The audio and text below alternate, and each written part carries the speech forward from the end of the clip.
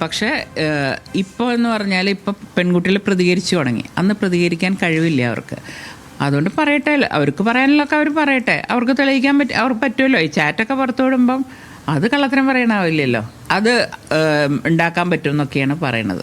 അവർ പറയാൻ എന്ത് വേണമെങ്കിൽ പറയാം. ഈ രാജി ധാർമ്മികതയുടെ പേരിലല്ല, അതായത് ഇലക്ഷൻ എടുക്കാറായി. അപ്പൊ അതുകൊണ്ട് തന്നെ പ്രവർത്തകർ എനിക്ക് വേണ്ടി പ്രതിരോധിക്കാൻ ഇറങ്ങി സമയം കളയണ്ടെന്ന് കരുതി രാജിവെക്കുന്നതാണെന്നാണ് രാഹുൽ ഇപ്പൊ പറയുന്നത്. അതൊന്നുമല്ല, മോളിന്ന് നന്നായിട്ട് ചെവിക്ക് പിടിച്ചിട്ട് തന്നെയാണ് പുറത്താക്കിയത്. എന്റെ അറിവ് അങ്ങനെയാണ്. തിരുവനന്തപുരത്ത് ഒരു കാര്യം പറഞ്ഞു, ഈ പൊതുപ്രവർത്തനം എന്നുള്ള രീതിയിൽ രാഹുൽ മാങ്കൂട്ടത്തിനെ കാണുന്ന സമയത്ത് പൊതുപ്രവർത്തനം എന്നുള്ള രീതിയിൽ അയാൾ മെച്ചപ്പെട്ട ഒരാളാണ്. ഇമേജ് മെയിൻറ്റെയിൻ ചെയ്യുക എന്നുള്ളത് പൊതുപ്രവർത്തനത്തിന്റെ ഒരു ഭാഗമായിട്ട് വരുന്നതല്ലേ. പക്ഷെ ഞാൻ അറിഞ്ഞത് പാലക്കാട് നിന്ന് ജയിച്ചപ്പോൾ പിന്നെ അധികം അവിടേക്ക് പോയിട്ടില്ല എന്ന്. പിന്നെ എവിടെ പ്രവർത്തനം ചെയ്തു എന്ന ഒരു MLA എന്ന് പറയേണ്ടത് അദ്ദേഹം ജയിച്ച സ്ഥലത്തല്ലേ ആദ്യം ചെയ്യേണ്ടത്, അല്ലാണ്ട് പിന്നെയാണോ ചെയ്യേണ്ടത്? അപ്പോൾ അതൊന്നുമല്ല, പൊതുപ്രവർത്തകർ എത്രയോ പേരുണ്ട്. എന്തുകൊണ്ട് അവരൊന്നും പറയാണ്ട് ഇദ്ദേഹത്തെ മാത്രം പറയാൻ ഇദ്ദേഹത്തിനോട് വല്ല വ്യക്തിപരാഗം ഉണ്ടാർക്കെങ്കിലും? അങ്ങനെ പറയണമെങ്കിൽ നേരിട്ട് അവരുടെ നേതാവിനെ തന്നെ പറഞ്ഞൂടെ?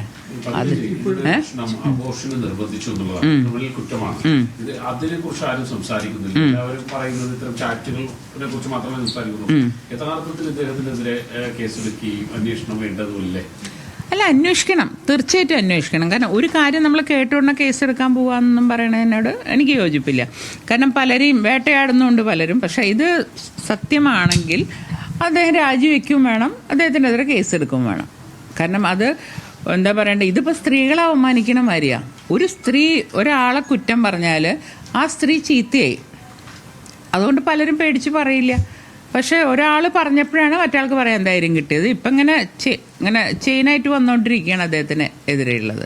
പിന്നെ അദ്ദേഹത്തിൻ്റെ ചാറ്റുകൾ, അതൊന്നും അത്ര കള്ളത്തരം അങ്ങനെ ചെയ്യാൻ പറ്റുമോ? അവർക്ക് എന്താവശ്യം ചെയ്തിട്ട്? ഈ റിട്ടേൺ കംപ്ലൈന്റിന്റെ ഒരു അഭാവമാണ് കോൺഗ്രസ്സുകാർ പറയുന്നത്.